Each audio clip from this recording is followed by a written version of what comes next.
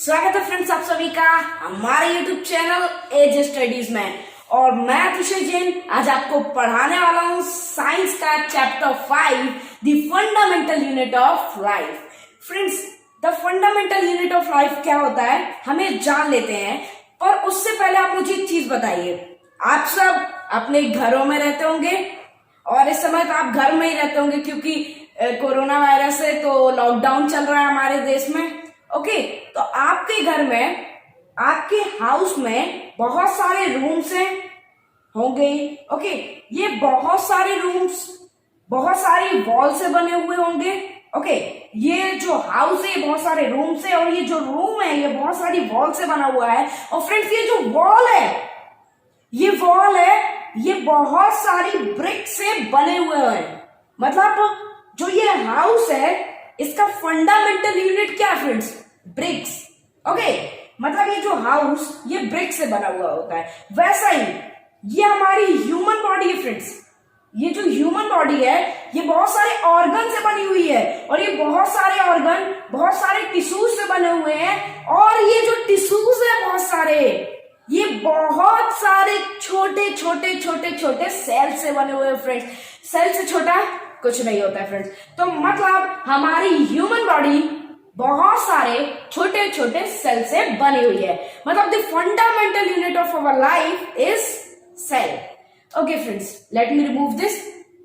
अब सेल क्या होता है, किसने डिस्कवर किया सेल को, कब किया है, कितनी प्रकार की सेल होती हैं, और जितने क्वेश्चंस आपके माइंड में है ये सब सॉर्ट आउट होने वाले हैं इस वीडियो में। तो आप एंड तक देखिएगा वीडियो फ्रेंड्स। ओके, तो अब हम पूरा डिटेल पढ़ेंगे सेल के बारे में। तो चलिए हम देख लेते हैं कि पहला सेल क्या होता है। What is a cell?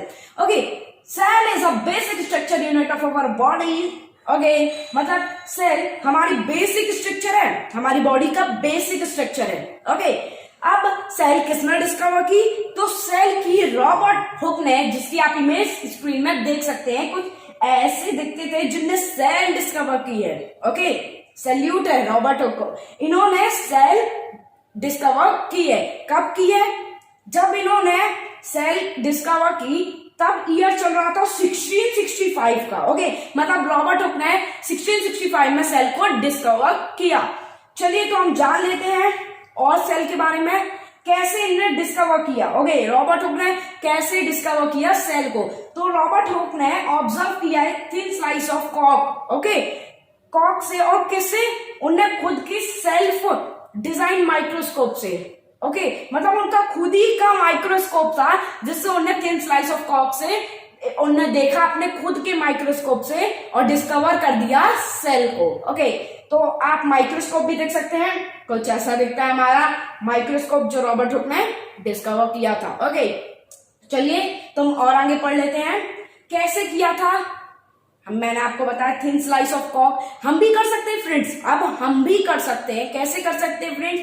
आपको ऑनियन लेना है। ओके, ऑनियन लेना है आपको, उसकी एकदम पतली सी लेयर आपको काट लेनी है, एकदम पतली सी लेयर। ओके, उसके बाद आपको उसमें सेफ्रोनिन मिक्स करना है। ओके, फिर आपको एक powerful microscope, okay, powerful microscope से देखना है तो आप कुछ ऐसा स्ट्रक्चर देखेंगे फ्रेंड्स। आप स्क्रीन में देख सकते हैं, कुछ ऐसा स्ट्रक्चर आप देखेंगे।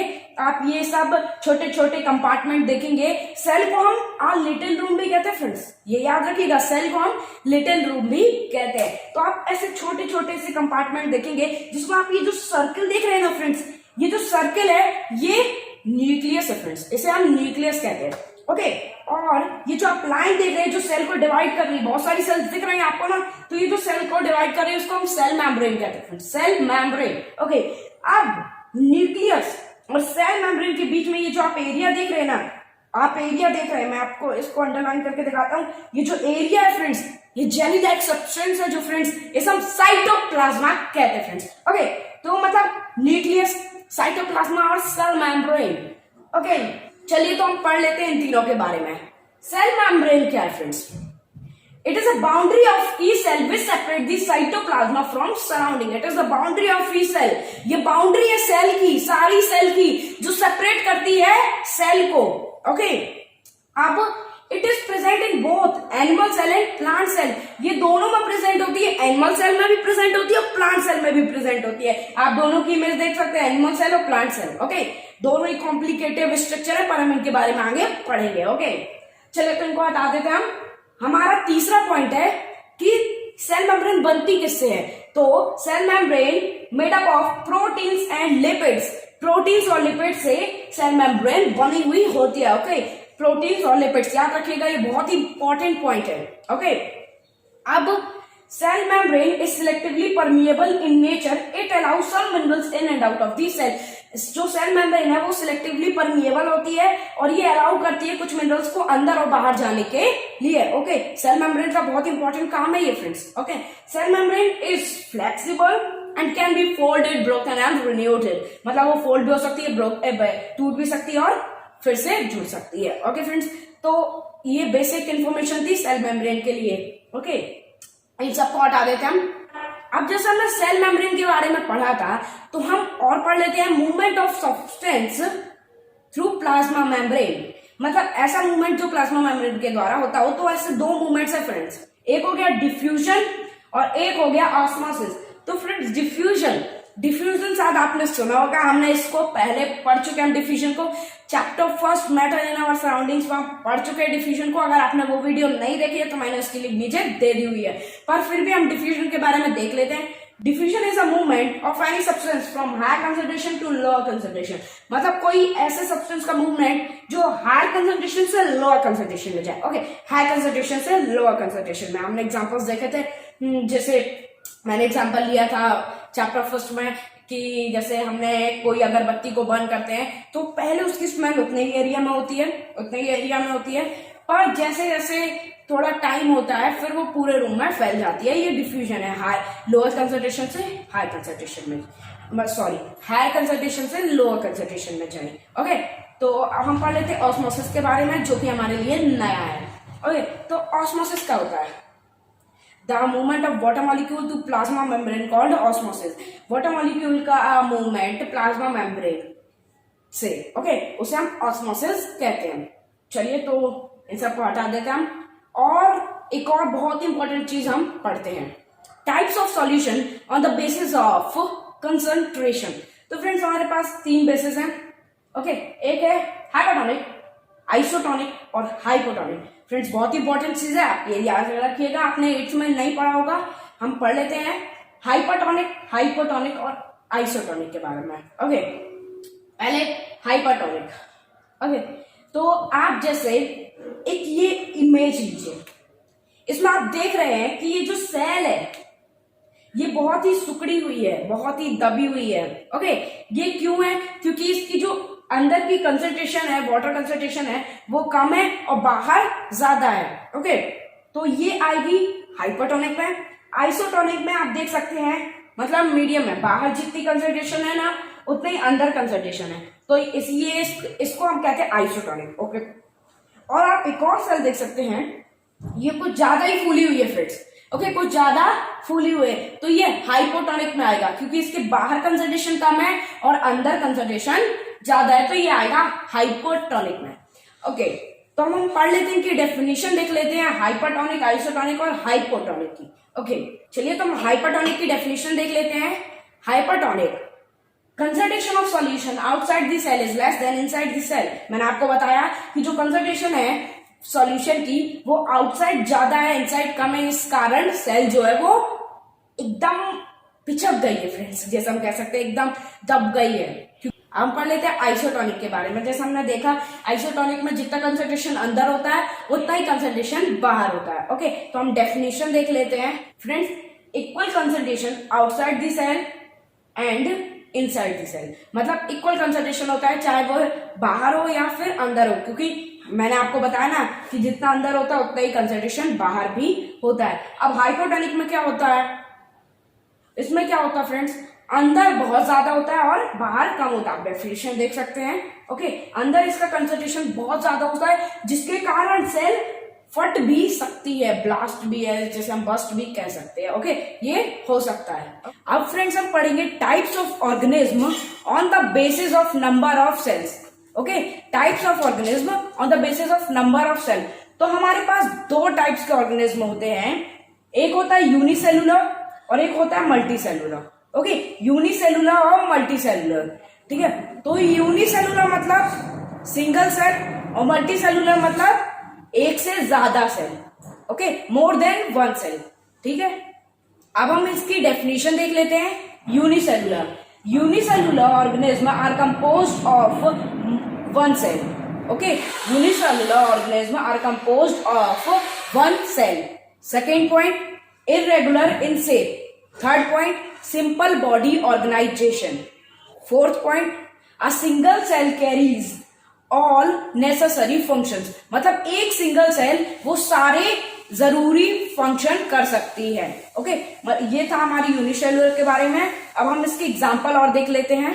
Bacteria, paramecium, east, amoeba, okay, ये सब एग्जांपल हो गए यूनिसेलुलर के। आप ये पॉइंट्स देख सकते हैं, बहुत ही इंपॉर्टेंट पॉइंट्स है ये सब, ओके, और ये इसके एग्जांपल हो गए।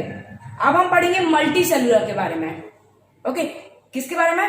मल्टी सेलुलर ऑर्गेनिज्म के बारे में। तो चलिए हम उसकी डेफिनेशन देख लेते हैं। Multi cellular organism, multi cellular organism are composed of more than one cell, मतलब मल्टी सेलुलर एक से ज्यादा सेलों से बना हुआ है, ओके। और जैसे वो रेगुलर इन शेप था, ये regular in shape, okay. Third point हमारा complex body organisation, complex body organisation. Fourth point है multiple cell perform different functions, okay.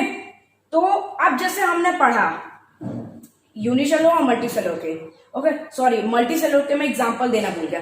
Multi cellular organism के एग्जांपल तो आप सभी को पता है, human body, birds, animals, okay, ये सब किसके एग्जांपल है? मल्टी सेलुलर के। तो हमने यूनिसेलुलर और मल्टी सेलुलर के बारे में पढ़ा। तो हम क्या है फ्रेंड्स? मल्टी सेलुलर, मतलब हमारे अंदर बहुत सारे सेल्स हैं और वो बहुत सारे सेल्स अलग अलग प्रकार के हैं। हमारे कुछ सेल का कुछ अलग फंक्शन है और कुछ सेल का कुछ अलग फंक्शन है, ठीक है। जैसे मैं अपने घर पे कुछ अलग फंक्शन परफॉर्म करता हूँ और मेरी सिस्टर कुछ और मेरी मॉम कुछ और, मेरे फादर कुछ और, ओके, मतलब सब लोग अलग अलग फंक्शन परफॉर्म करते हैं। वैसे हमारी ह्यूमन बॉडी में हमारी सारी सेल्स अलग अलग फंक्शन परफॉर्म करती है। तो वो कौन कौन सी सेल है, हम एक बार उनके नाम जान लेते हैं, ज्यादा डीपली नहीं जाएंगे क्योंकि ज्यादा डीपली हम 10th में पढ़ेंगे, ठीक है। तो हम देख लेते हैं कौन कौन सी सेल्स है हमारी ह्यूमन बॉडी में। हमारी ह्यूमन बॉडी में 7 सेल है फ्रेंड्स, 7 सेल्स है, okay. Blood cell, bone cell, muscle cell, nerve cell, fat cell, ovum और स्पर्म, ठीक है। मतलब ब्लड सेल है, बोन सेल है, मसल सेल है, नर्व सेल है, फैट सेल है, स्पर्म, ओवम और फैट सेल, ओके।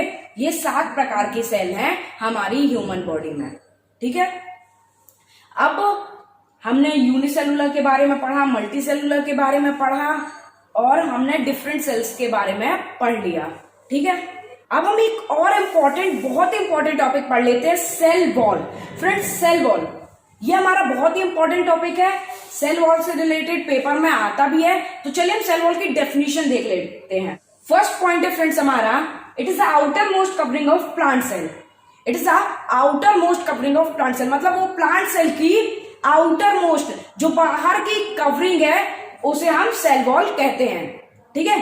अब मैंने प्लांट सेल बोला, मतलब एनिमल सेल में एब्सेंट होगी, तो हमारा सेकेंड पॉइंट है it is absent in animal cell, okay. Third point हमारा it is rigid, strong and porous, okay. जैसे पोरस मतलब खाली, ठीक है, ये हमारा थर्ड पॉइंट है। फोर्थ पॉइंट है it is made up of cellulose, ये सेल वॉल सेल्यूलोसिस से बना हुआ होता है। फिफ्थ पॉइंट है friends, cell wall of 2 cell are joined of layer by lamella, okay. जो 2 सेल हैं वो ज्वाइंट होती हैं एक लेयर से, जिसे हम लैमिलो कहते हैं, ओके। आप इस वर्ड में ध्यान दीजिएगा, लैमिलो, ठीक है। अब फ्रेंड्स हमने सेल वॉल के बारे में पढ़ा, तो हम इसके फंक्शंस के बारे में भी पढ़ लेते हैं। Functions of cell wall, our topic is functions of cell wall. अब हम फंक्शंस ऑफ सेल वॉल के बारे में पढ़ेंगे। तो हमारा पहला पॉइंट है it is provide definite shape to the cell, ये सेल को एक डेफिनेट शेप देता है, एक अच्छा सा डेफिनेट आकार देता है और प्रोवाइड करता है किसको? सेल को, ठीक है। ये इसका बहुत इंपॉर्टेंट काम है सेल वॉल का, ठीक है। सेकेंड पॉइंट है it is provide strength to the cell, ठीक है, ये स्ट्रेंथ मजबूती प्रदान करता है किसे, सेल को। ठीक है, थर्ड पॉइंट है it is permeable and allow substance to in and out of this cell. मतलब ये परमिएबल होती है और सेल को मतलब कुछ सब्सटेंस को अंदर और बाहर जाने की परमिशन देती है। ठीक है, ये भी इसका बहुत ही इंपॉर्टेंट काम है कि ये कुछ ही सब्सटेंस को अंदर और बाहर जाने देती है। इस वीडियो में इतना ही। अगर आपको ये वीडियो अच्छी लगी हो तो इसे लाइक करें, सब्सक्राइब करें, शेयर करें, कमेंट्स लिखें। मिलते हैं हम अगली वीडियो मतलब पार्ट 2 में। तब तक के लिए गुड बाय।